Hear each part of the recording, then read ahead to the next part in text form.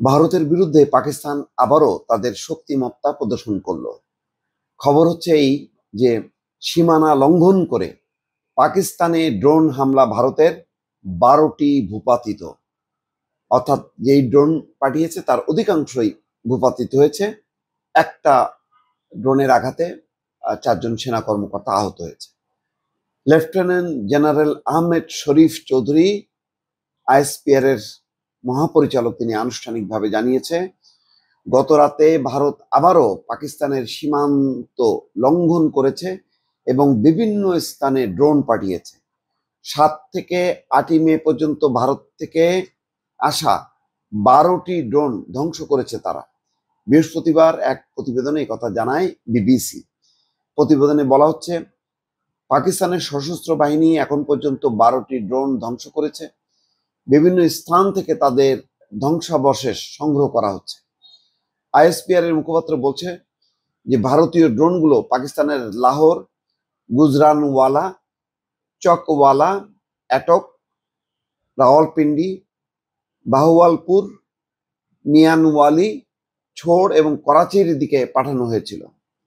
ক্ষয়ক্ষতি সম্পর্কে বলতে গিয়ে পাকিস্তান সেনাবাহিনীর একজন মুখপাত্র বলেছেন, লাহোরে একটি সামরিক লক্ষ্যবস্তুতে ড্রোন হামলা চালানো হয়েছে, যাতে 4জন পাকিস্তানি সেনা আহত হয়েছেন এবং সামরিক স্থাপনাও ক্ষতিগ্রস্ত হয়েছে।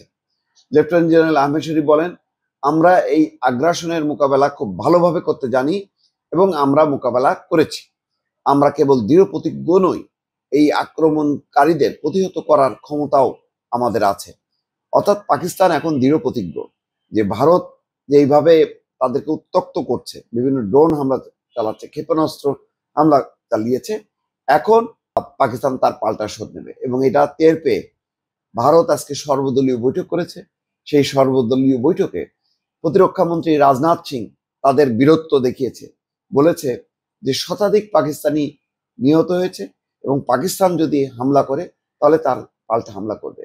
কিন্তু আশ্চর্যজনকভাবে সেই সব বৈঠকে বা গণমাধ্যমে প্রকাশিত রিপোর্টে এটা আসেনি যে ভারতের 5টা যুদ্ধ বিমান ভূপাতিত করেছে, ধ্বংস করেছে পাকিস্তানের বিমান বাহিনী, এবং তার মধ্যে অত্যন্ত ব্যয়বহুল অত্যাধুনিক 3টি রাফাল যুদ্ধ বিমান ছিল, যেটি ধ্বংস হয়েছে।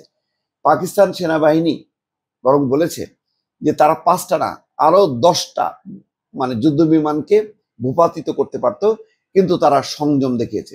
অর্থাৎ ওই 5টাকে টার্গেট করে তারা একটা সিগন্যাল দিল যে দেখো, আমাদের যদি সীমান্তের কাছে তোমরা আসো তাহলে তার জবাব আমরা কি দিতে পারি। এইসব বিষয়গুলো নিয়ে কিন্তু সর্বদলীয় বৈঠকে রাজনাথ সিং কোনো বক্তব্য দেয়নি।